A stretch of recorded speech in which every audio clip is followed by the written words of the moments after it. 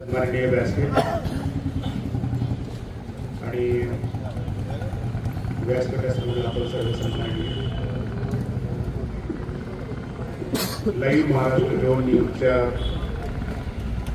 तिसऱ्या वर्धापन दिनाच्या निमित्तानं आपण या ठिकाणी जमलेलो आहोत. मला कौतुकाचं आहे की 3 वर्षामध्ये साधारणपणे 37,500 लोकांना जोडण्याचं कौशल्य रमेश शिरसट यांनी दाखवलेलं आहे. 1,000, 2,000, 5,000, 10,000, 20,000 तो आकडा प्रत्यक्ष मी वेळोवेळी पाहिलेला आहे. आणि Ramesh Shirsat green finger school Akluj या ठिकाणी एक उत्कृष्ट शिक्षक होते. त्यांचं चांगलं चाललं होतं. त्याच्यानंतर त्यांनी पुढे वेगळी भूमिका घेतली आणि वेगवेगळ्या ठिकाणी क्रीडा शिक्षक म्हणून त्यांनी काम केलं. राज्य शासनाचा त्यांना आदर्श क्रीडा शिक्षक पुरस्कार मिळाले. आणि मग हे चालू असताना मला एक गोष्ट या ठिकाणी नमूद करावी वाटते की दरम्यानच्या काळात रमेशला अत्यंत दुर्धर आजार झाला आणि या आजारामध्ये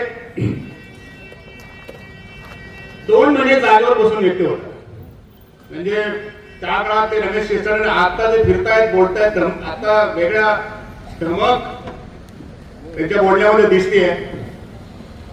मला याचं कौतुक जास्त आहे की एका दुर्धर आजारातनं माणूस बरा होऊन समाजाच्या हिताचं काम शक्तीने करू शकतो. याच्यासारखी वेगळी प्रेरणा आपल्याला असू शकत नाही. त्याच्यामुळे आमच्या बहीण आहेत, आमच्या आत्या आहेत, या सर्वांचं मी मनपूर्वक हार्दिक अभिनंदन करतो, कौतुक करतो की कठीण काळामध्ये रमेशच्या मागे तुम्ही होता. रमेशनी पत्रकारितेमध्ये उत्कृष्ट काम केलेलं आहे. संपूर्ण महाराष्ट्र त्यांच्या न्यूजची दखल घेतोय, हे कौतुकाची गोष्ट आहे. पण संत तुकोबाराय म्हणतात त्याप्रमाणे शब्द हेची कातर, शब्द हे सुई दोरा, बेतावेत शब्द शास्त्र आधारे. शब्दांमुळे मंगल, शब्दांमुळे दंगल आणि शब्दांचे हे जंगल जागृत राहावे.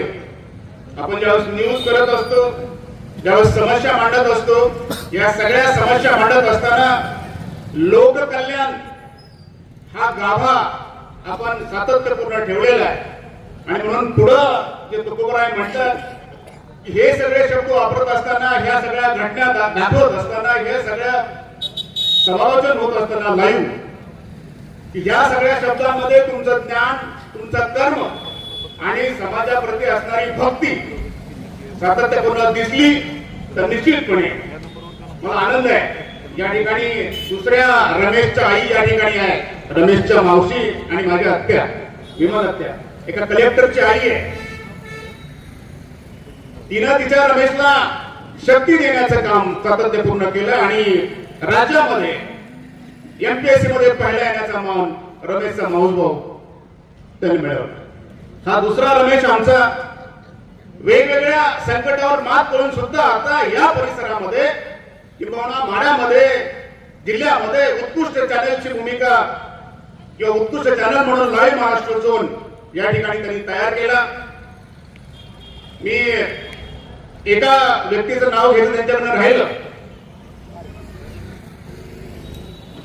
की हे सगळं सुरुवातीला आता डिजिटल युग आहे आणि या डिजिटल युगामध्ये दैनिकची पत्रकारिता आहे, वृत्तपत्रिका काय आहे, त्याच्या ऐवजी त्यांनी डिजिटल युगामध्ये प्रवेश केला तर रमेशला सगळ्यात जास्त मदत केली तो रमेशचा मुलगा आणि भविष्यातील अधिकारी रत्नताई शिरसटने केली. डिजिटल युगाशी जुळवून घेण्याचं काम म्हणजे मुलांच्या बरोबर किंवा त्यांच्या पुढे जाण्याची भूमिका, मुलांच्या मदतीनं, मुलांच्या सहवासात ही करण्याची भूमिका रमेश शिरसट सरांनी या ठिकाणी केली. त्याबद्दल मी रमेश आणि रत्नताई शिरसट त्याचंही जो या कार्यक्रमावर सातत्यपूर्ण मेहनत घेतोय त्याचं कौतुक करतो. राजकारण तर आहेच, पण समाजकारणामध्ये व्यक्तीचा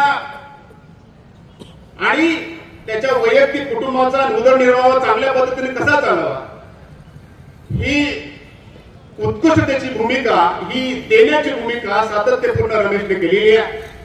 रमेशला मी माझ्या परिवाराच्या वतीनं पुनश्च मनपूर्वक हार्दिक शुभेच्छा देतो. आणि मी जसं सुरुवातीला म्हटलो की संकट येत असतात, अडचण येत असतात, पण ज्या वेळेस आपली भूमिका लोकांच्या कल्याणाची, लोकांच्या हिताची आणि लोकांचं कल्याण करता करता स्वतःचं कल्याण होत असेल, स्वतःच्या आरोग्याचं कल्याण होत असेल, म्हणजे ते तेज, जी शारीरिक शक्ती, जी मनोभूमिका, हे सगळं करत असताना ही सगळी जबाबदारी पाडत असताना रमेश मध्ये तयार झाली आहे, ती माझ्या दृष्टीने सगळ्यात महत्वाची आहे, सगळ्यात मोठी आहे.